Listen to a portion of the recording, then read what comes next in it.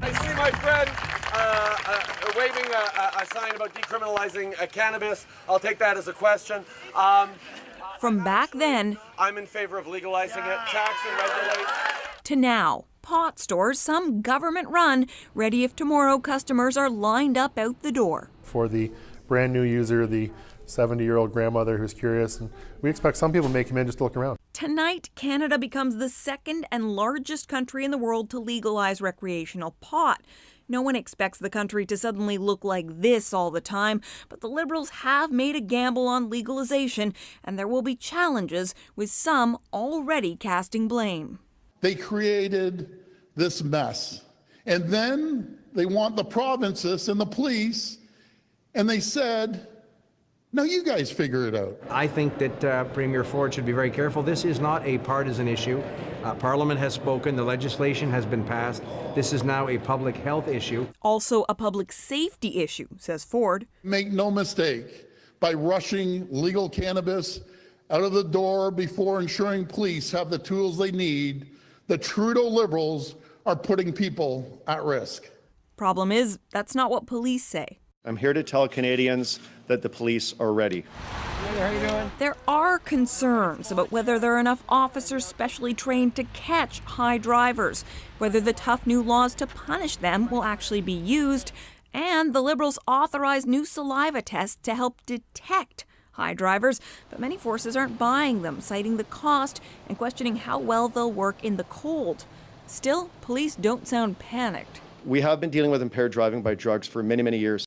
And what about those with a criminal record for possessing something that's now legal? We're going to be working on that, as I said, as soon as the day of legalization comes into force. Tomorrow morning, the government is expected to announce its plans for pardons for Canadians convicted of simple pot possession, as Canada's historic shift from prohibition to legalization sets in. Catherine Cullen, CBC News, Ottawa.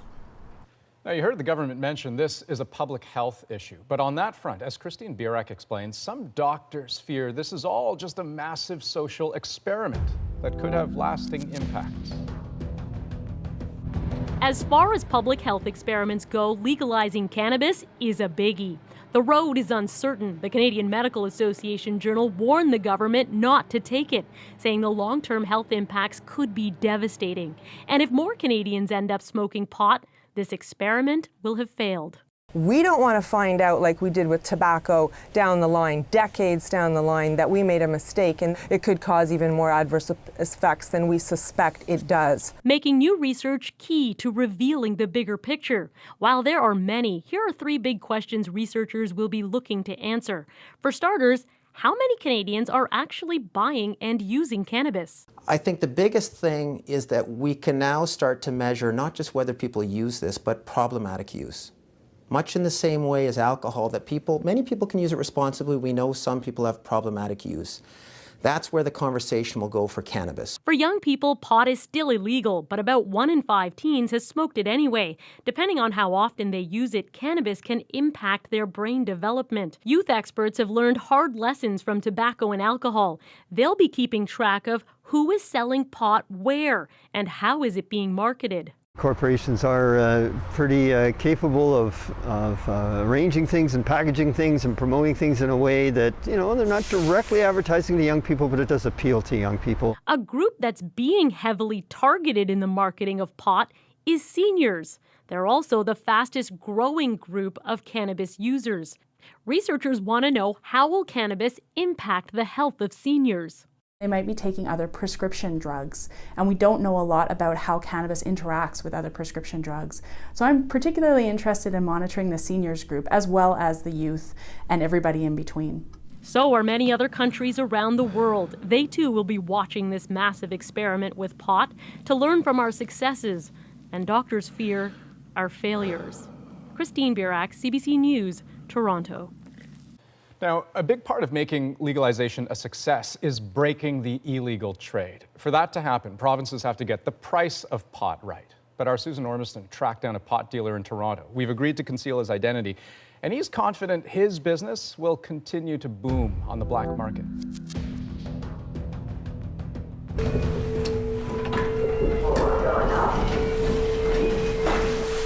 I would call myself a cannabis entrepreneur. I obviously work within what is considered the black market. We agreed to call him Marcus. He has been wholesaling weed in Ontario for a decade, illegally. And he doesn't intend to stop. Never in my life have I ever gone into an alley or, you know, the stereotypical image of stuff like that too. It's not a bad life. Been a good business? It's been a good business. The federal government wants to rout out people like Marcus, predicting that it could grab 25% of black market sales at first and maybe 50% by the end of the year. Marcus disputes that. How do you see your work changing? 2/3 of my customers have indicated they plan on either continuing selling in the market themselves or have interest to continue to buy from it. I haven't heard too many people who have a real interest in going over to the new legal market.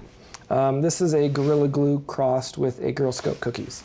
This is a phenomenal piece of marijuana. Unfortunately, in the legal system, they tend to chop everything up to put it into their containers. And people don't like that. I understand. Boiled down, it's higher quality and lower price, he says. A dealer, for example, could sell this for $200 an ounce at that price, still make $50. In the legal market, this would probably be $300. Is one of the ways to keep your market is to undercut the government price?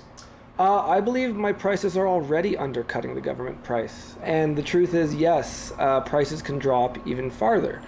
Organized crime made $8 billion on this last year, and if we take 50% of it away, we take $4 billion out of the hands of organized crime. That's a good day's work. Do you agree with that? I would, except that I don't believe that it's all organized crime. I feel that they are saying that everyone who sells weed is an organized criminal. So I think that is their boogeyman talking point. The weed culture that sustained Marcus is going corporate now. So although cannabis activists are celebrating legalization, they don't want to hand over their tidy, profitable business with its big demand, little overhead, and no taxes. That's $5,000. And why do you have that kind of cash? Well, to show you guys, and I'm probably going to buy something on my way home tomorrow, because I'm going to make the trip efficient. Who really owns the new legal cannabis? Where is this money really truly going? They've almost created a new legal government-backed cartel. They have armies of police and lawyers and government officials to basically force people to buy their product. So overall, I think legalization is a good thing, but I believe it is being unfairly rated by kind of the government and the corporations at the expense of the small player. So Marcus, do you think that there will be a shortage of supply? Yes, absolutely. Marcus says he'll fill those gaps, selling illegally grown weed, mostly from BC. No shortage. In 6 months, what's this going to look like? Not much is really honestly going to change. Those who are still smoking a lot of weed are going to continue to smoke a lot of weed. Those who aren't might try it, but that's that.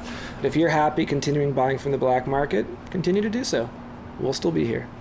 Susan Ormiston, CBC News, Toronto.